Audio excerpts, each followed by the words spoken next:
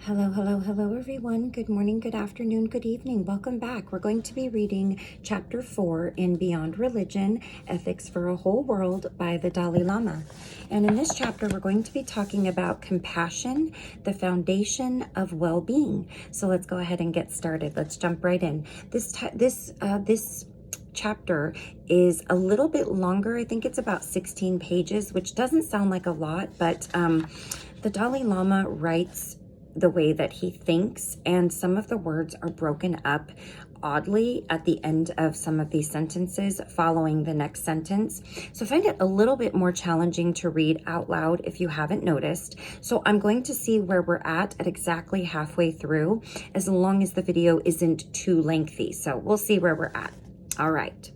Like all other mammals, we humans are born from our mothers. And for some time after birth, we are utterly dependent on attention of our mothers or other caring adults. For 9 months, we are nurtured in our mother's womb. And at the moment of birth, we are completely helpless. We can neither sit nor crawl, let alone stand or walk. And without the care and attention of others, we cannot survive. In this state of absolute vulnerability, our first act as a newborn is to suck at our mother's breast. And with her milk, we are nurtured and given strength. In fact, the period of dependency for young humans is particularly long. This goes for all of us, including even the worst criminals. Without another's loving care, none of us would have lived more than a few days. As a result of this intense need for others in our early development, a disposition toward affection is part of our biology. This is a characteristic we share with many other mammals and also birds, all those creatures whose early survival depends on receiving care from others. All such animals clearly experience some kind of feeling of connection or bonding. Even if we can't quite call it affection, they all have some kind of feeling of closeness. In contrast, we are unlike turtles or butterflies, which lay their eggs and then leave them, never to see their offspring again. For such animals, there is no period of nurture, so I wonder if they can appreciate affection. Recently, during a talk at Oxford University, I suggested, only half joking, that the scientists in the audience might do some research into this.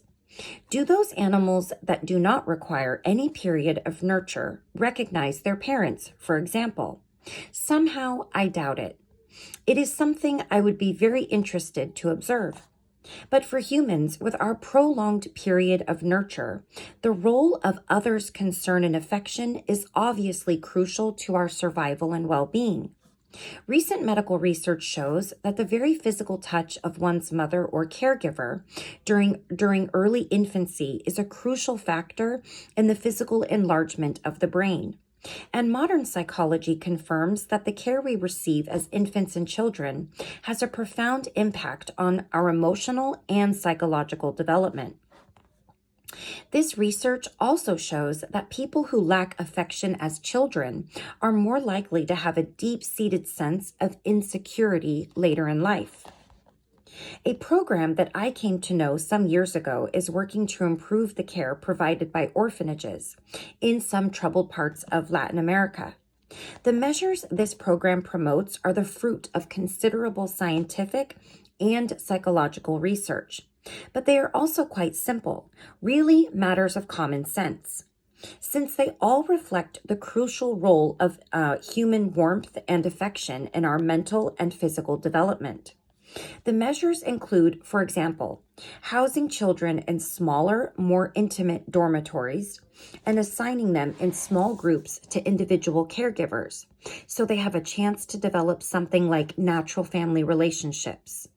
In the case of babies, caregivers are encouraged to use plenty of physical contact and to talk to the children and to look into their eyes when changing their diapers, and so on. Such measures, though simple, can have impact which lasts a lifetime.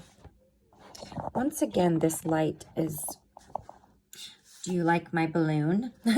It's my son's balloon from his birthday, and somehow it's they've all ended up in my room, all in this corner right here. So I'm sorry if that big game controller is distracting you. Okay. Now I lost my, okay, here we go. This point was reinforced for me recently when I underwent an operation in Delhi to remove my gallbladder. It was meant to be a minor operation, but there were some complications, and what should have been a 20-minute procedure took 4 hours, and I had to spend a few days recovering in the hospital. Fortunately, the doctors and nurses there were very kind and warm-hearted toward me, and I remember a great deal of joy and laughter. I have little doubt that my speedy recovery was considerably helped by the environment of human warmth and happiness that they helped to create. We also depend greatly on the warmth and kindness of others when we reach the end of our lives. How much better it is to depart from this world surrounded by love and affection in an environment of peace and happiness. Than to be surrounded by indifference or hostility. In an environment of discord and resentment, which a lot of people do pass away that way, or worst of all, or maybe not worst of all, but sadly to me, alone. Considered from a purely rational point of view, the way others feel about us when we are about to die should not matter to us. Should not matter to us, since when we are gone, their attitudes cannot affect us. But in fact, we care intensely. At the point of death, the goodwill of others matters to us profoundly. This is simply a fact of human nature. Of course, humans are not alone in this dependence on the warmth and affection of others. Scientific studies yield similar conclusions with regard to various other mammals that also require nurture. For example, I recently heard a presentation by some scientists concerning the behavior of monkeys. They had observed that young monkeys who lived with their mothers were, by and large, more playful and less quarrelsome than those separated from their mothers at birth. The ones that had been separated from their mothers showed aggressive behavior, suggesting that they were emotionally agitated and lacking an inner sense of security. Another study demonstrated the role of grooming in the early physical development of rats. Even rats that had been specially bred to be anxious responded positively to being licked, and their anxious behavior gradually subsided under the influence of such attention. Scientists were even able to trace physical changes in the brains of these unfortunate animals, showing that grooming actually released soothing chemicals in the brain and lowered the levels of stress hormones in the body. In all this, I do not want to propose that our well-being is entirely passive or dependent on the way others treat us. Even more important than the warmth and affection we receive are the warmth and affection that we give. It is through giving warmth and affection, through being genuinely concerned for others, in other words, through compassion, that we gain the conditions for genuine happiness.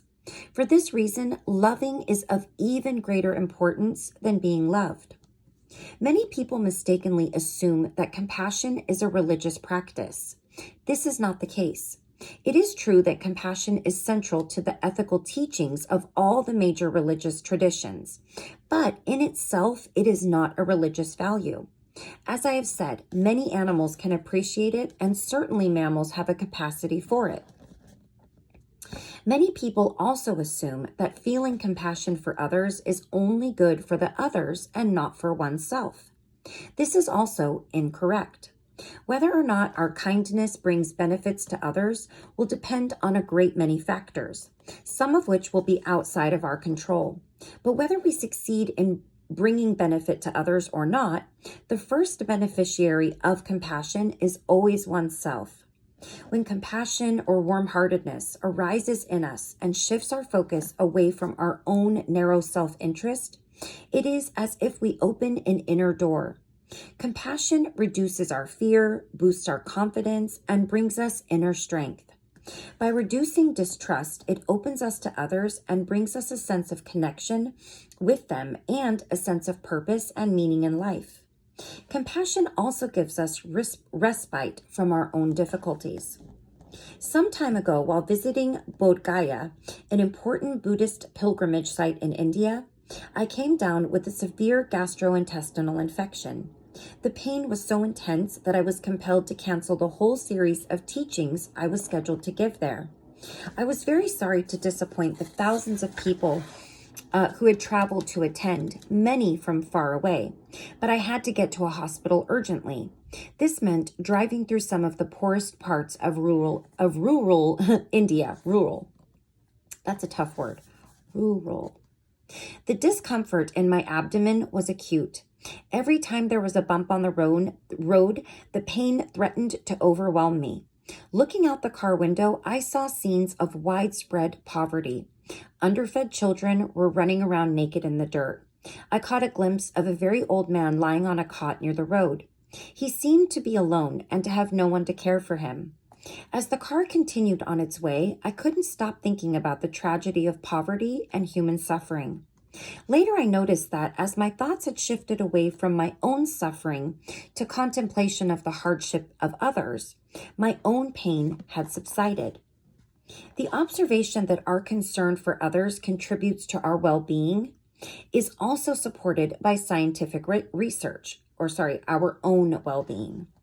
There is now increasing scientific evidence that love, kindness, trust, and so on have not only psychological benefits, but also observable benefits to physical health. I know of one recent study showing that the deliberate cultivation of love and compassion can even affect our DNA itself. An impact has been observed on the parts of our DNA known as telomeres, which are associated by medical science with the process of aging. It has also been shown that negative emotions such as anxiety, anger, and resentment undermine our ability to combat illness and infection. A scientist friend recently told me that persistent negative emotions like these actually eat away at our immune system. Years ago, I attended a presentation in New York at which a medical scientist suggested that men who make disproportionately frequent use of first-person pronouns such as I, me, and mine are much more likely to suffer heart attacks than those who do not. At the time, no explanation was offered, but the implication, I thought, was quite clear. Frequent use of first-person pronouns probably indicates a high level of self-focus. Such people are likely to be more prone to the stress and anxiety that accompany self-centeredness. And stress and anxiety are well known to be bad for the heart. That said, at least those who make frequent references to themselves are being honest, which in my opinion is preferable to being self-centered while pretending to be compassionate. The inseparable relationship between mental and emotional states on the one hand and well-being and health on the other suggests to me that the very constitution of our bodies guides us toward positive emotions. As I often say, an appreciation for love and affection seems to be built in our very own blood cells. Now, there is nothing inherently wrong with pursuing one's own interests. On the contrary, to do so is a natural expression of our fundamental disposition to seek happiness and to shun suffering. In fact, it is because we care for our own needs that we have the natural capacity to appreciate kindness in others and love from others. This instinct for self-interest becomes negative only when we are excessively self-focused. When this happens, our vision narrows, undermining our ability to see things in their wider context. And within such a narrow perspective, even small problems can create tremendous frustration and seem unbearable. In such a state, should genuinely major challenges arise, the danger is that we will lose all hope. We'll feel desperate and alone and become consumed with self-pity.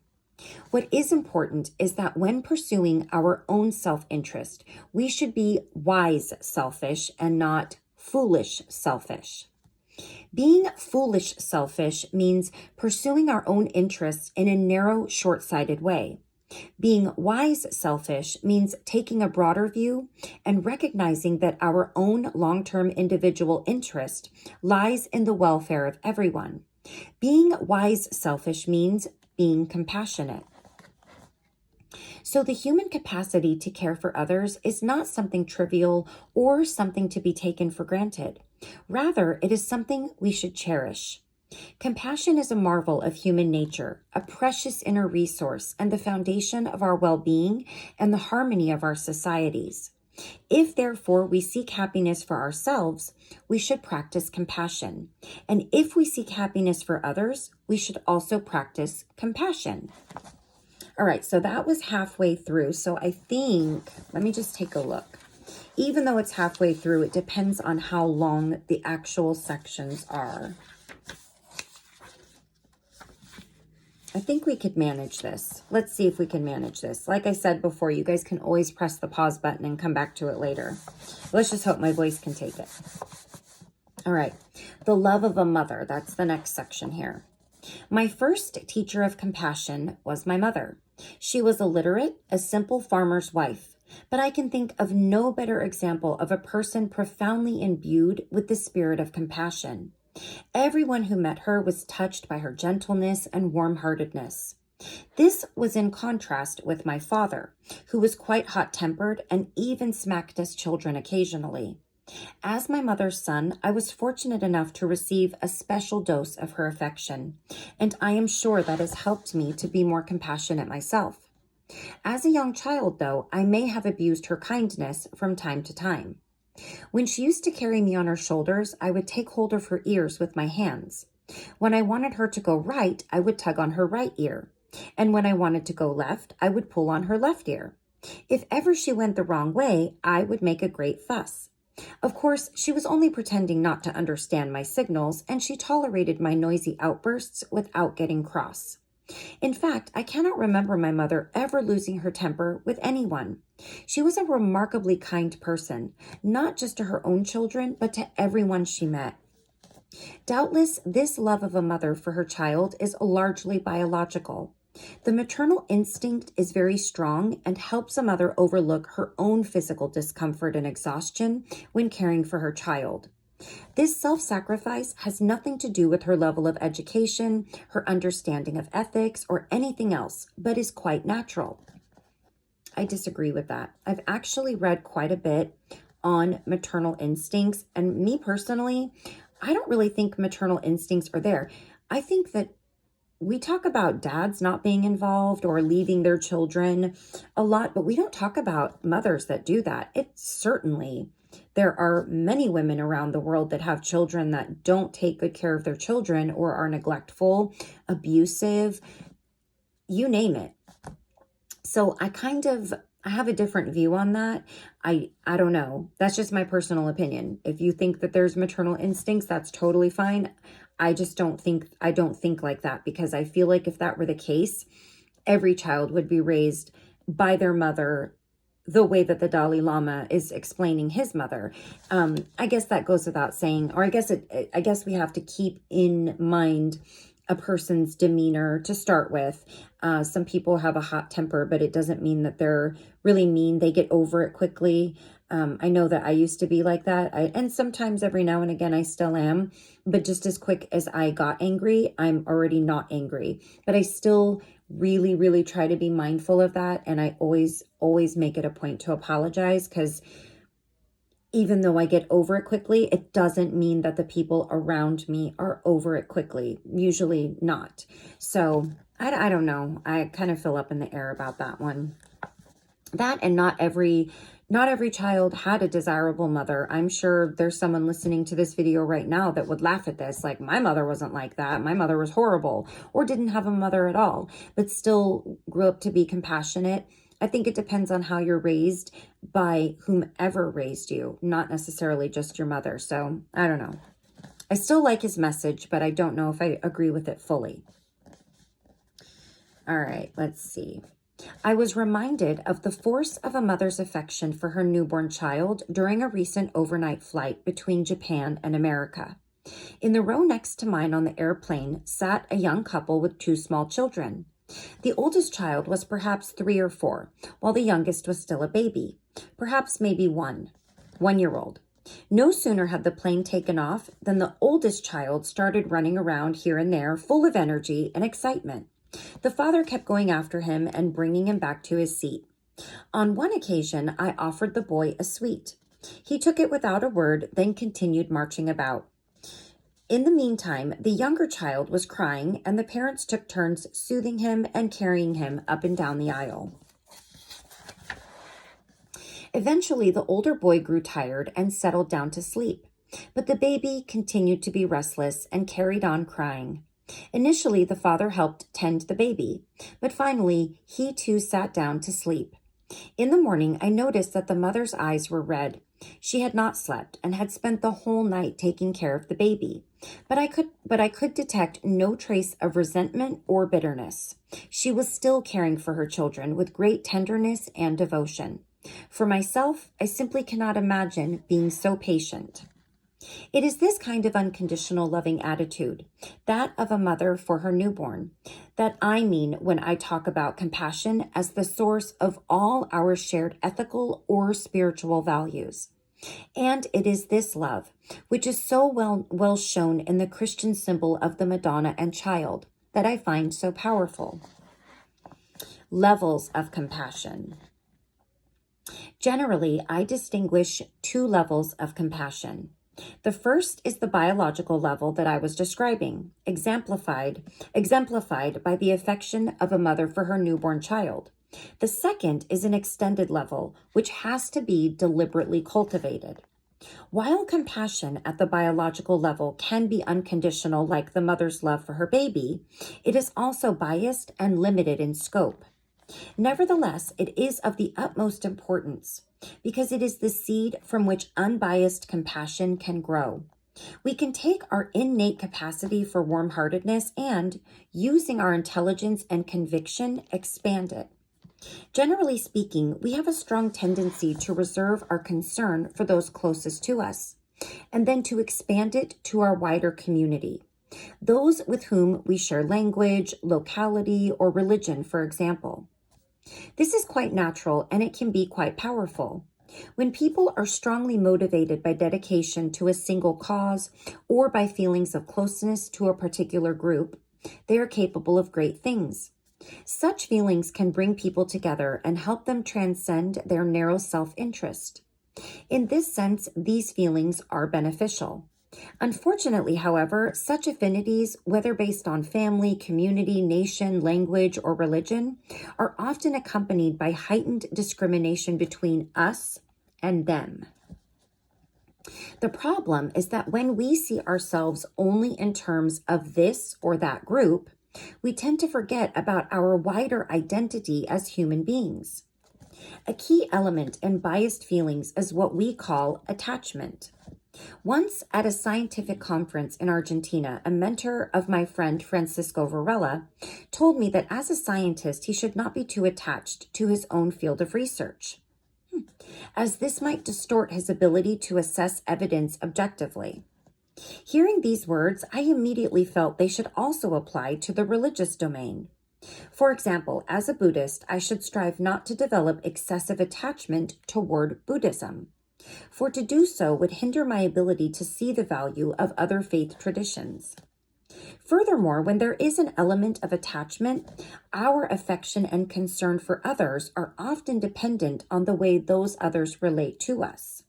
We feel concern for those who care for us and treat us well. But when our affection is dependent on the fulfillment of our own goals and expectations, which we project onto others, it will always be very fragile. So long as the others meet our expectations, everything is fine. But as soon as they don't, our feelings of affection can easily turn to resentment and even hatred. Conversely, extended, universal compassion is not rooted in any self-regarding element, but rather in the simple awareness that all others are human beings who, just like oneself, aspire to happiness and shun suffering. With this kind of compassion, our feelings of concern for others is completely stable and unaffected by the attitude that they may have toward us. Even if others threaten or verbally abuse us, our compassion for them, our concern for their welfare remains. Genuine compassion, therefore, is directed not at people's behavior, but at the people themselves. Since resentment, anger, and animosity bring us no benefit, it is clearly in our own interests to underpin our attitude to all others with this kind of genuine, unconditional, and unbiased compassion. And doing so will certainly bring us benefits. What I am calling for is that we move beyond our limited or biased sense of closeness to this or that group or identity, and instead cultivate a sense of closeness to the entire human family. The attitude of us or them can and often does lead to conflict, even war. Much better and more realistic is the attitude of we. To some, this idea of universal compassion may sound too idealistic and possibly even religious. As for its being too idealistic, I don't think it is. Many things that we now take for granted, such as the notion of universal education, would have sounded too idealistic in the past, but now are thought of as entirely practical and indeed necessary. As for the suggestion that the idea of universal compassion is religious, I disagree. Certainly, some people's selflessness and service to others are rooted in their religious devotion, such as serving God. But at the same time, there are countless others in the world today who are concerned for all humanity, and yet who do not have religion. I think all of the doctors and aid workers volunteering in places such as Darfur, Haiti, or wherever there is conflict or natural disaster. So he's saying he thinks all of the people that work in those areas, for the most part, they love and care for humanity, but they don't have a religion. It's not saying that they don't believe in God or they don't believe in those things. They just don't belong to a religion. So I do think that it might be is a bit of a label to place on certain things, like, oh, well, they must belong to a religion if they're going to do nice things. I think a lot of people do nice things without any attachment to religion. So maybe that's more of he's just looking at it in a concentrated aspect. All right. Okay. Some of them may be people of faith, but many are not. Their concern is not for this group or that, but simply for human beings. What drives them is genuine compassion, the determination to alleviate the suffering of others. So I have no doubt that universal compassion can be sustained within a purely secular framework. My old friend, Professor Paul Ekman, a pioneer in the science of emotion, once told me that even Charles Darwin, the father of modern evolutionary theory, believed that the love for all living creatures is the most noble attribute of man.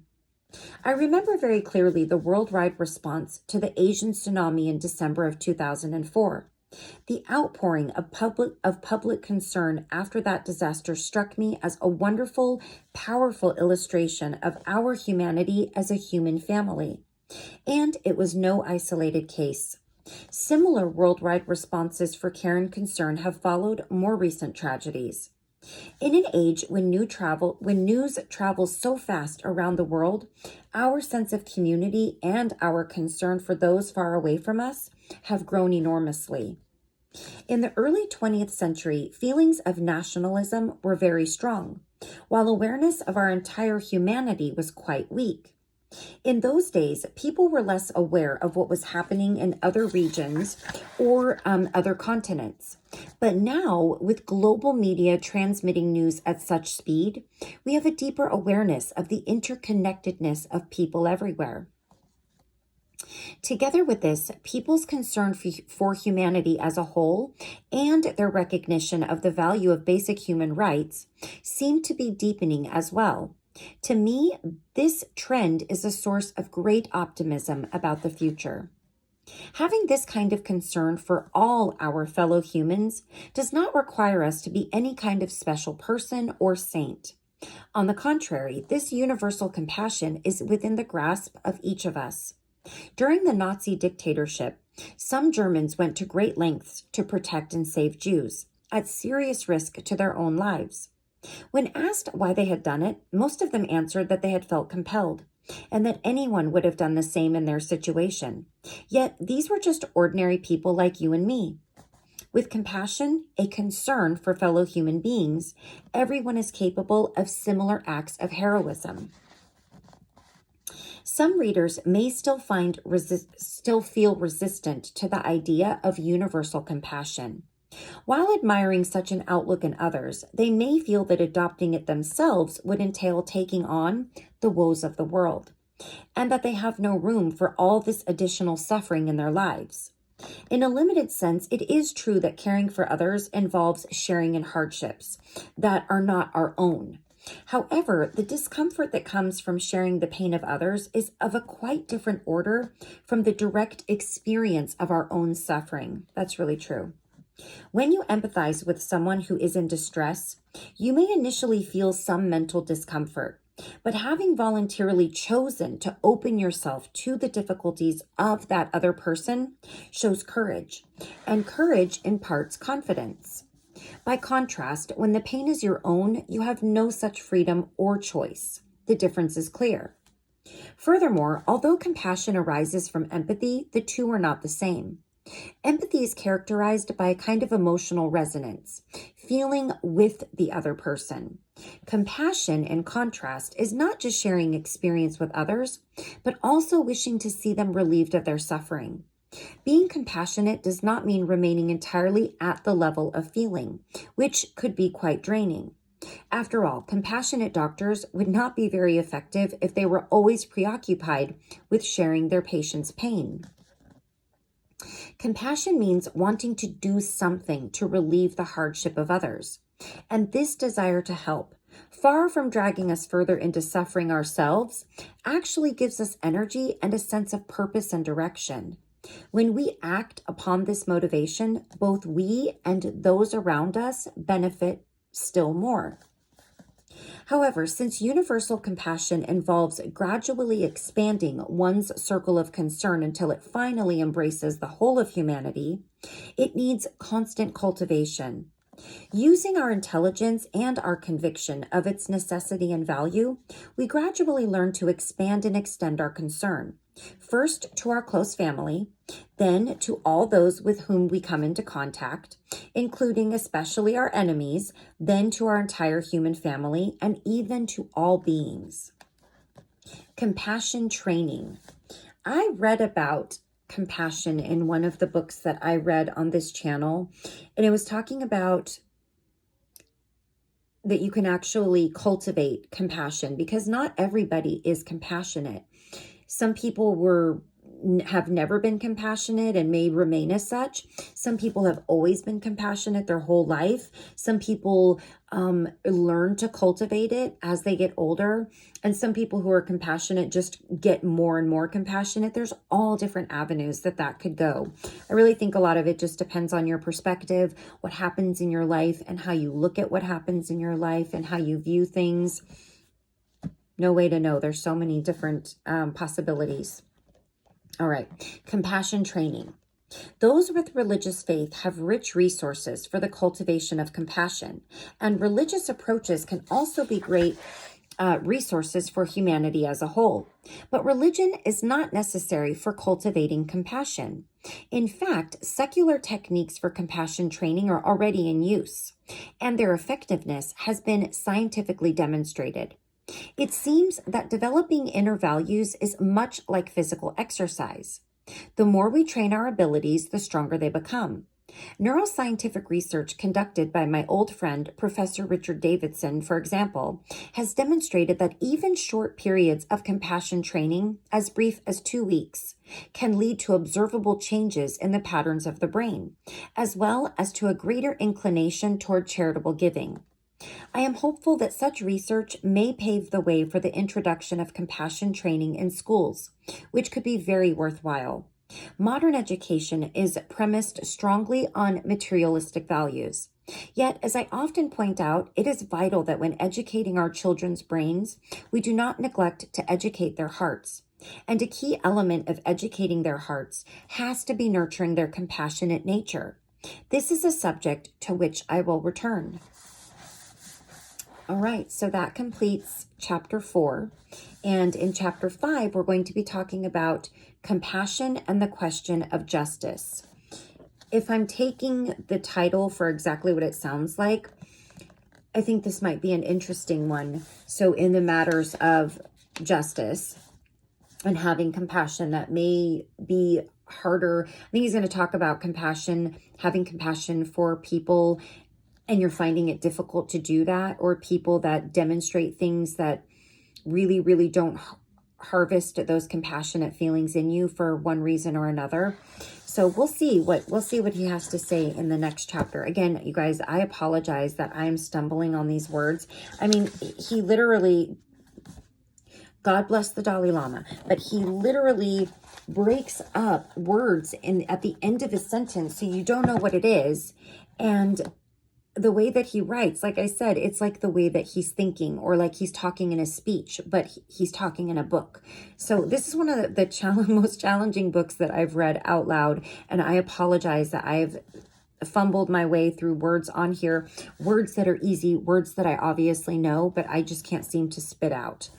So anyways, we'll stop right there.